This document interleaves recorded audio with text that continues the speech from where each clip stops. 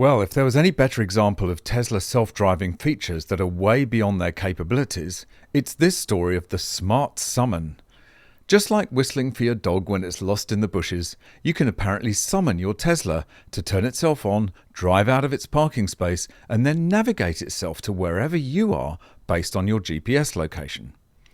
So some poor guy decided to try out this feature in a public car park, which admittedly you're not supposed to do.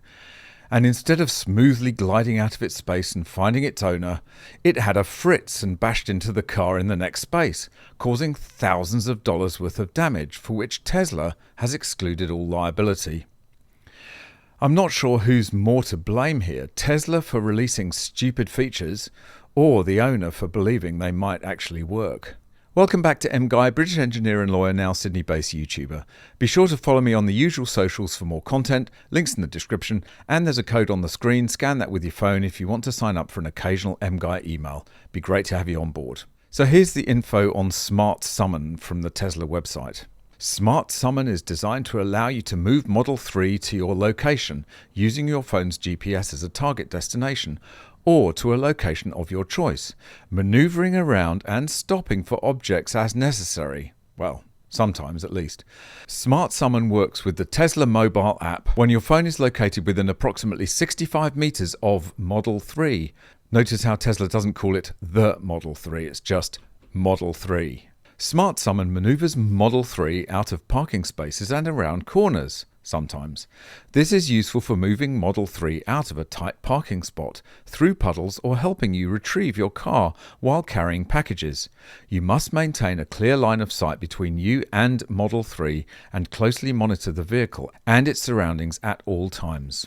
And of course this has been picked over by the lawyers and there are a bunch of disclaimers. Caution: Smart Summon is designed and intended for use only on parking lots and driveways located on private property, where the surrounding area is familiar and predictable.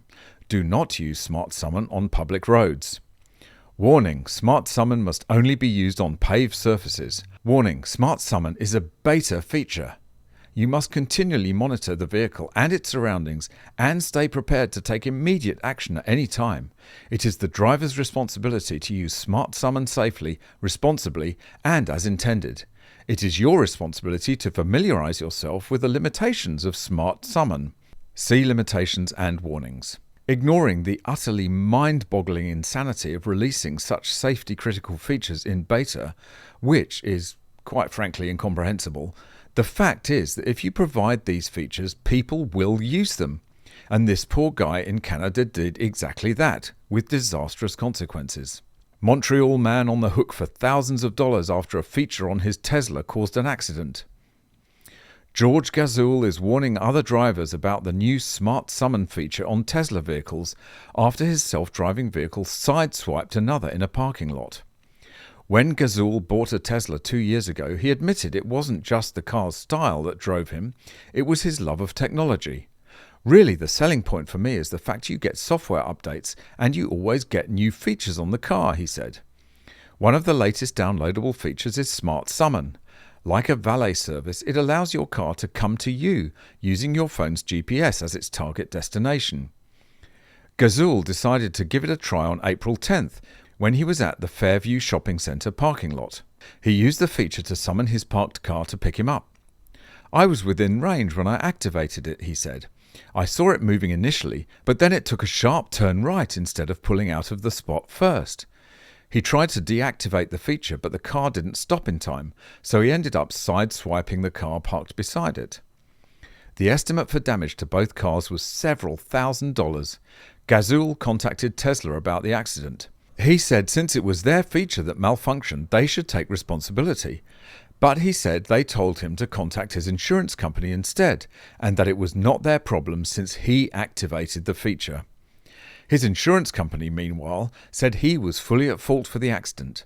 But that's not the end of the story.